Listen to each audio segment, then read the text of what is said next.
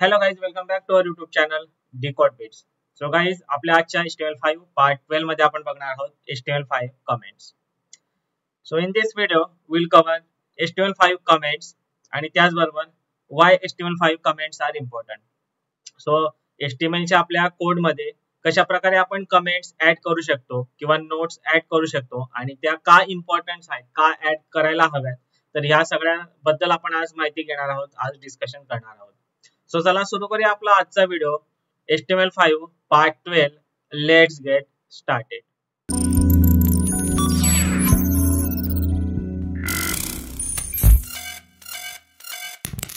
So सर्वात आधी आपण बघणार आहोत HTML comments.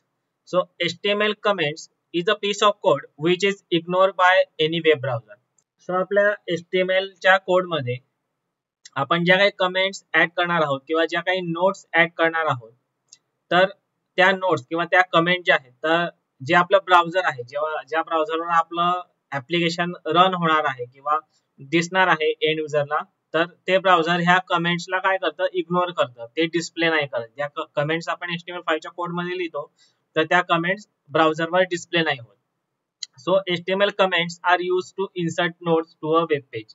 तर आपला जो कोड आहे तर तो कोड कशासाठी लिहिलेला आहे किंवा कशाचा कोड आहे, तर हे जाणून घेण्यासाठी किंवा हे काही दिवसानंतर आपल्याला समजायला हवं किंवा आपल्या जागेवर जर दुसरा डेव्हलपर आला कोणी तर त्याला समजायला हवं, यासाठी आपण आपल्या कोड मध्ये काय करत असतो, नोट्स किंवा कमेंट्स टाकत असतो. Third point is the HTML comments are not display by the browser. ब्राउझरवर ह्या ज्या कमेंट्स आहेत किंवा ह्या ज्या काही नोट्स आहेत तर त्या डिस्प्ले नाही होत. They are use to add notes for documentation purpose within a code. तर फक्त आपण ह्या ज्या काही नोट्स आहेत किंवा ह्या ज्या काही कमेंट्स आहेत, ह्या डॉक्युमेंटेशन पर्पज साठी आपण आपल्या कोड मध्ये काय करत असतो, ऍड करत असतो किंवा लिहित असतो.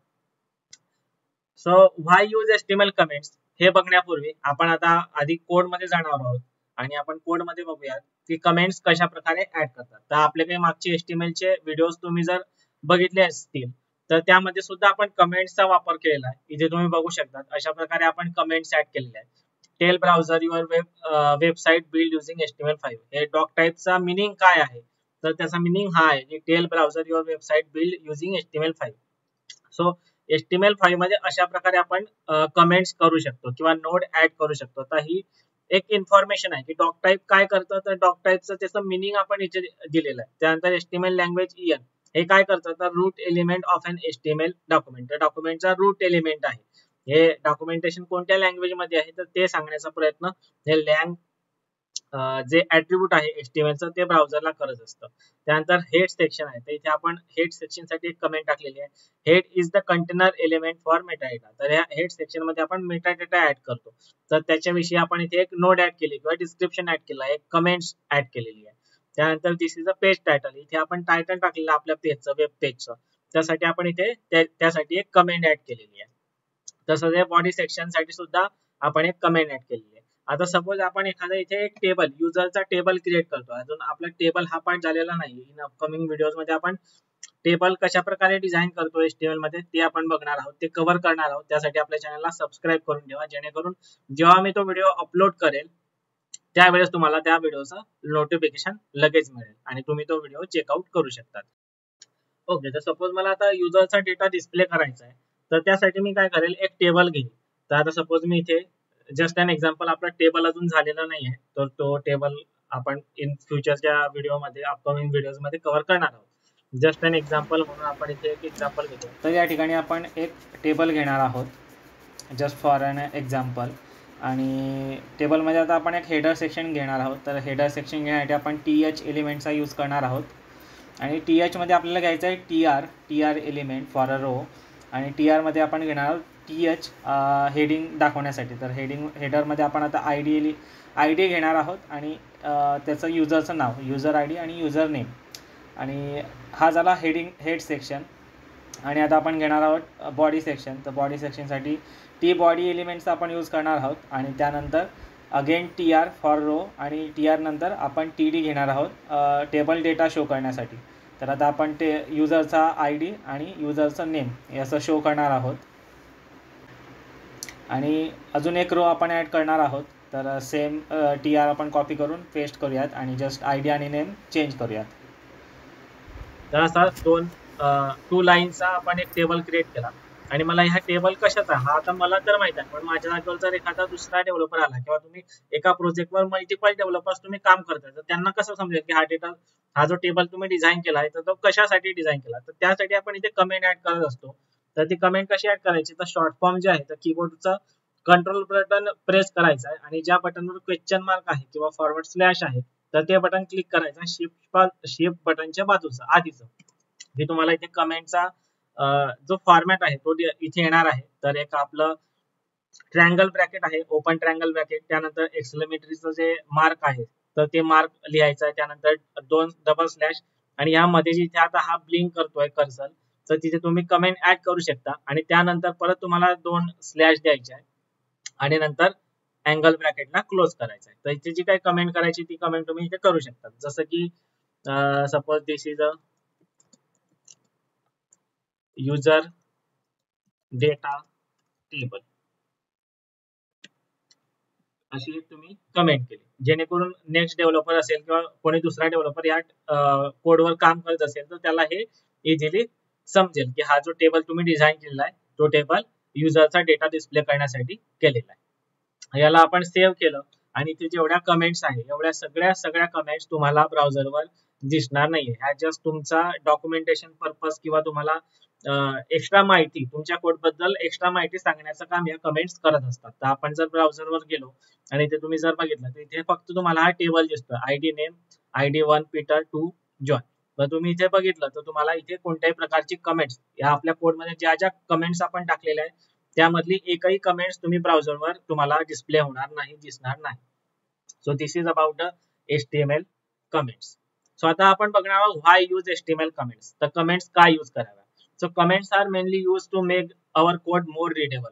तर आपला कोड जो आहे तो रिडेबल होण्यासाठी आपण कमेंट्स ऍड करत असतो. आता जर मी सपोज इथे गेलो आणि मी ही जी दिस युजर डेटा टेबल ही कमेंट जर मी इथून रिमूव्ह केली तर तुम्हाला बघावं लागेल की हा टेबल कशासाठी, तुम्हाला इझिली समजणार नाही तो की हा टेबल मध्ये तुम्ही इथे आयडी नेम हा युजरचा पण टेबल असू शकतो, हा एम्प्लॉईचा पण टेबल असू शकतो किंवा हा XYZ कसलाही म्हणजे डेटा डिस्प्ले करण्याचा किंवा एखादं तुमची प्रॉडक्टची वेबसाईट असेल तर प्रॉडक्टचाही टेबल असू शकतो. तुम्ही ते असं बघून सांगू नाही शकत. तर ही जर मी कमेंट इथे ऍड केली तर तुम्ही इझिली रीड करू शकता. तुमचा कोड काय आहे इझिली रिडेबल राहील. मल्टिपल टेबल असतील, प्रत्येक टेबलसाठी जर तुम्ही असा कोड कमेंट ऍड केली तर तुम्ही इझिली कोड रीड करू शकता किंवा इझिली तुम्हाला समजेल की हा जो टेबल आहे तो युजर डेटा टेबल आहे. यामध्ये युजरचा इन्फॉर्मेशन आपण शो करतो. या खाली अजून एखादा टेबल आहे तर त्या टेबल मध्ये आपण एम्प्लॉईची इन्फॉर्मेशन शो करतो किंवा अजून त्याच्यामध्ये अजून एखादा टेबल आहे त्यामध्ये आपण प्रॉडक्टची काही डिटेल्स आहे ती डिटेल शो करतो. तर त्यासाठी हा जे कमेंट जी आहे ती इम्पॉर्टंट आहे आणि आपला कोड मोर रिडेबल होत असतो. So they are completely hidden from the web page and only show up in the code. तर ही जी कमेंट्स आहे आपण मगाशी बघितलं ते ज्या कमेंट्स आहेत त्या इथे आपल्या ब्राउझरवर आपल्याला दिसत नाही आहे. पण जर तुम्ही इथे इन्स्पेक्ट केलं आणि इथे जर बघितलं तुम्हाला सगळ्या कमेंट्स इथे दिसतील ब्राउझरच्या एलिमेंट या सेक्शन मध्ये. इन्स्पेक्ट करायचा, इन्स्पेक्ट केल्यानंतर इथे खाली बॉडी सेक्शन मध्ये जर तुम्ही इथे बघितलं तर ह्या बॉडी सेक्शन मध्ये दिस इज युजर डेटा टेबल हा जो आपण इथे कमेंट ऍड केली ती कमेंट इथे आपल्याला दिसते. त्यानंतर HTML चा हा आपला कोड आहे जो आपण इथे टाकलेला आहे तो. त्यानंतर code injected by live server. तर ही कमेंट आपण ऍड केलेली नाहीये पण ही आपल्या ब्राउझरने ऍड केलेली आहे. ओके, तो अशा प्रकारे तुम्ही एलिमेंट सेक्शन मध्ये ज्या काही तुमच्या कमेंट्स आहेत तर त्या कमेंट्स या ठिकाणी तुम्ही ऍड करू शकता. त्याकरता बघू शकतात. तर ज्या काही कमेंट्स तुम्ही तुमच्या कोड मध्ये ऍड केलेल्या आहेत तर त्या कमेंट्स जर तुम्हाला बघायच्या असतील तर तुम्ही ह्या एलिमेंट सेक्शन मध्ये बघू शकतात. तर आता ह्या ज्या कमेंट्स आहेत ह्या सर्वांसाठी जे काही एंड युजर आपले ऍप्लिकेशन यूज करणार आहे त्या सर्वांसाठी खुल्या असतात. खुल्या असतात म्हणजे काय, त्या सर्व युजर्स या कमेंट्स बघू शकतात. तर त्याकरता इथे जास्त सेन्सिटिव्ह डेटा आपल्याला ऍड करायचा नाही ह्या कमेंट्स मध्ये. जस्ट की आपला कोड कशासाठी एवढंच जे तुम्हाला समजेल, डेव्हलपर्सला समजेल तेवढे एक 1 सेंटेन्स किंवा 2 सेंटेन्स कमेंट इथे ऍड करायची आहे. कारण कसं आहे की ही जी कमेंट सेक्शन आहे, ही जी एलिमेंट सेक्शन आहे ते ऑल युजर साठी ओपन असतं. तर कोणताही एंड युजर जो तुमचं ऍप्लिकेशन यूज करतोय तो सुद्धा ही कमेंट्स इथनं रीड करू शकतो आणि तुमचा कोडचा मिसयूज करू शकतो. सो त्यासाठी या ज्या काही कमेंट्स आहेत त्या आपण तुम्हाला जपून टाकायच्या तुमच्या कोडमध्ये आणि लिमिटेड टाकायच्या, जास्त टाकायच्या नाहीये. सो तर ह्या ज्या कमेंट आपण करतो कोड मध्ये, तर त्या ऍड करणं हे गुड प्रॅक्टिस आहे. का तर ते आपल्याला हेल्प करतं की तुम्ही जो कोड लिहिलाय तो कशासाठी लिहिलेला आहे किंवा कशाचा कोड आहे. तर हे समजून घेण्यासाठी कमेंट्स आपल्याला मदत करत असतात. So it can act as an अँकर for you if you want to change your code in the future. तर फ्युचरमध्ये तुम्हाला कोड चेंज करायचा आहे तर ह्या कमेंट्सच तुम्हाला मदत करतात. The third point is even through browser don't display comments, it's still possible to view comments using the browser view source feature. That's why we must not add sensitive information inside the comments. आता मगाशी जसं मी तुम्हाला सांगितलं तर तोच point आहे की ह्या ज्या कमेंट्स आहेत तर एंड युजर असं इन्स्पेक्ट करून, जसं आपण आता इथे इन्स्पेक्टचा ऑप्शन यूज करून इथे सोर्स कोड बघतोय किंवा आपला जो काही HTML चा कोड आपल्याला इथे डिस्प्ले होतोय तर त्या कोड मध्ये आपल्याला कमेंट सुद्धा दिसत आहे. तर एंड युजर जो आपला ऍप्लिकेशन यूज करेल तो सुद्धा ह्या कमेंट्स रीड करू शकतो. तर त्यासाठी आपल्याला काय करायचं आहे की कमीत कमी कमेंट्स इथे कमेंट्सचा इथे यूज करायचा आहे आणि सेन्सिटिव्ह इन्फॉर्मेशन या कमेंट्स मध्ये टाकायची नाही. जसं की एखाद्या युजरचा आयडी किंवा एखाद्या ठिकाणी आपण एखादी कंडिशन अप्लाय केली तर त्या कंडिशन मध्ये आपण सांगतो की ह्या ID1 साठी किंवा ऍडमिनिस्ट्रेशन साठी हा कोड दाखव, बाकीच्या युजर साठी हा कोड दाखव, किंवा ऍडमिनच्या युजर साठी हा टेबल आहे, बाकीच्या युजर साठी हा आहे, किंवा विथ आयडी आपण जर कमेंट ऍड केली तर असा जो काही सेन्सिटिव्ह डेटा आहे तर तो सेन्सिटिव्ह डेटा आपल्याला कमेंट्स मध्ये टाकायचा नाही आहे. तेच आपण या थर्ड पॉइंट मध्ये डिस्क्राईब केलेलं आहे.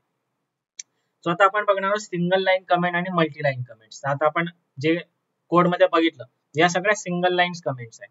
इथे तुम्ही बघू शकता ह्या सगळ्या वन लाईन कमेंट्स आहे. पण जर आपल्याला मल्टी लाईन कमेंट करायची असेल तर जर मल्टी लाईन कमेंट करायची असेल तुम्ही या स्क्रीनशॉट मध्ये बघू शकता. अशा प्रकारे आपण मल्टी लाईन कमेंट्स करू शकतो. तर मल्टी लाईन आणि सिंगल लाईन कमेंट्सचा जो सिंटॅक्स आहे तो सेमच आहे. तर आता आपण इथे बघणार आहोत की मल्टी लाईन कमेंट्स कशा प्रकारे आपण करू शकतो. तर तुम्ही इथे बघू शकता ही आहे single line comment. This is a user data table. जर आपल्याला मल्टी लाईन कमेंट करायची असेल तर आपण अशा प्रकारे करू शकतो. सो मी जरा फॉर्मॅट करून घेतो. आता आपण नेक्स्ट लाईनला अजून एक कमेंट ऍड करू शकतो. So we can add here we show all user data in this table. अशा प्रकारे मल्टिपल लाईन्स ऑफ कमेंट्स तुम्ही या ठिकाणी ऍड करू शकता. एन नंबर्स ऑफ कमेंट तुम्ही या ठिकाणी ऍड करू शकता. याला आपण थोडं फॉर्मॅट करूया. सो अशा प्रकारे तुम्ही त्याला फॉर्मॅट पण करू शकता आणि इथे multiple line an numbers of line तुम्ही इथे कमेंट्स ऍड करू शकता.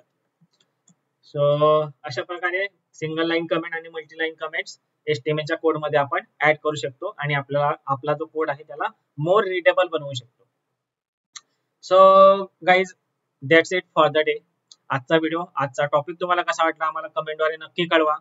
आणि तुम्ही जर आपल्या चॅनलला नवीन असाल तर आपल्या चॅनलला लाईक करा, शेअर करा, कमेंट करा आणि सबस्क्राईब करायला विसरू नका. त्याचबरोबर पुन्हा भेटूया एका नवीन व्हिडिओमध्ये एका नवीन टॉपिक सोबत. तोपर्यंत धन्यवाद. Thanks for watching the video.